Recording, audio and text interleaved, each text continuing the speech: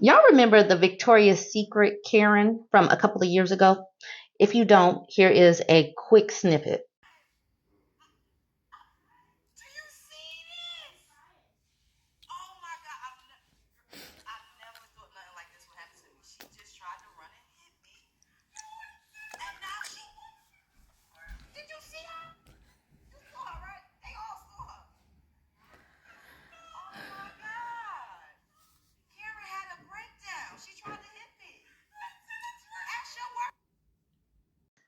Apparently, there's new information about this Victoria's Secret Karen. What viewers didn't see, what viewers didn't know, and what we're about to hear, I'm about to give you some information from both perspectives. Still, no, I'm with the Nigerian lady, Team Nigerian lady, all day. I'm giving you my bias right. It began with a COVID era tussle over social distancing at the New Jersey shopping mall known for its high end stores.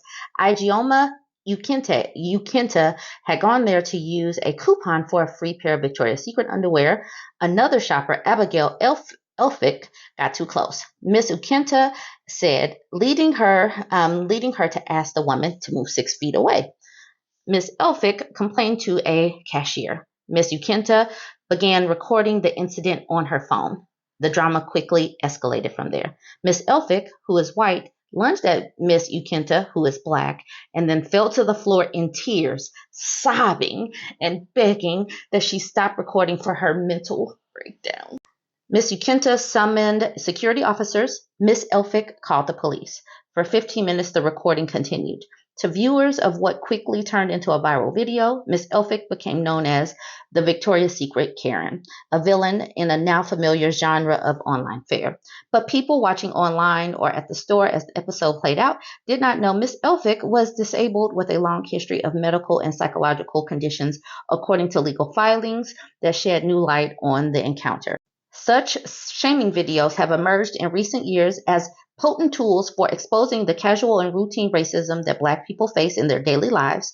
But 2 years after the Victoria's Secret's incident, the court documents filed in recent weeks show they can also distort complicated interactions, reducing them to two-dimensional accounts. Ms. Elphick, 27, lives in a complex reserved for residents with intellectual and developmental disabilities. Her behavior stemmed not from a race-based problem, according to a complaint filed by her lawyers, but from fear that being filmed would lead to the loss of her apartment and job. Ms. Ukenta, in her lawsuit, also described being motivated by fear, keenly aware that if the police were called, she, a Black woman, might not be believed. Recognize that we know where we stand when it comes to certain places and who they typically believe. So pulling out our phones is a defense mechanism. So Miss Ukenta had an online presence already. She already had a YouTube channel that talked about gardening and food and that kind of thing. So she was already established, unbeknownst to the Victoria's Secret Karen. And she posted the Victoria's Secret video in installments on several social media sites. And her brief encounter in the mall at Short Hills in Millburn, one of the wealthiest communities in New Jersey, quickly tapped the internet's rage. Recognize that this is what we have to do in order to change perspectives and be believed. So until such time as when we are believed when we encounter white women tears, this is what we have to do and what we shall do. That is the reason why I have my phone ready for whatever. Miss Ukenta's first video, Karen Goes Crazy, Part 1, was viewed 2.6 million times on YouTube. Man, she made some bank on that, and I am not mad at it. So she says, that's how they be getting us unalived. You see that. Basically saying that her tears are used as weapons towards people like us.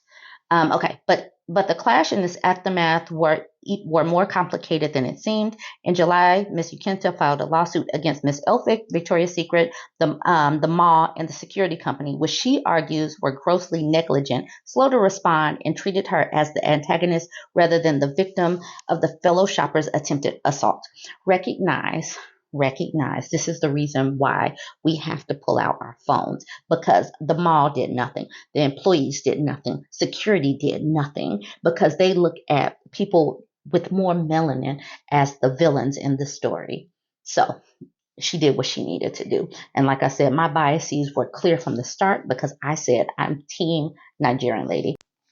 They were extremely dismissive towards Miss Ukinta.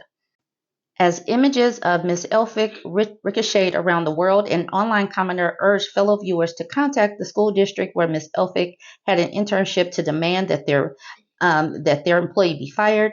She began getting calls as recently as April, contacted the police to report a man who referred to the Victoria's Secret video and said some terrible things in that phone call.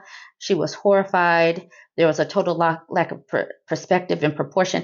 Basically, you know what, ladies of the lighter hue, the lighter melanin, y'all better stop using these tears because it's going to continue to get backlash. And we are going to record and we are going to post it to social media. It's just going to happen. She had a meltdown.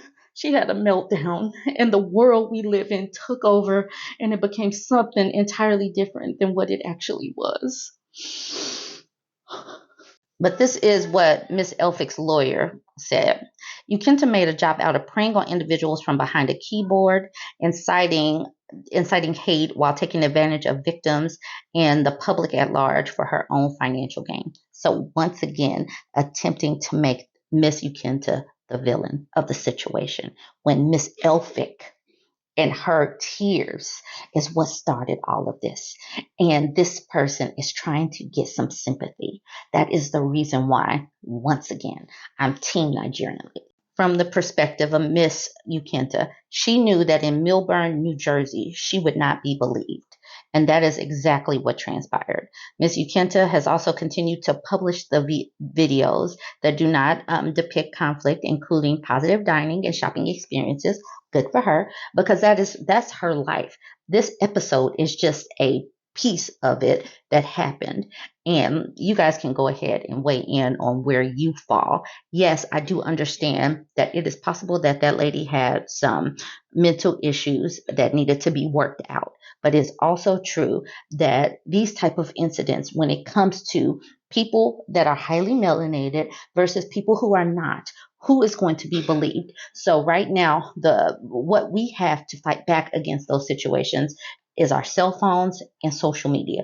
That's our arsenal. That is how we get by because people are not believed in certain areas. And we know this to be true. We know that white women's tears get top priority. You guys go ahead, jump in the comments and let me know what you think. Like, comment, share.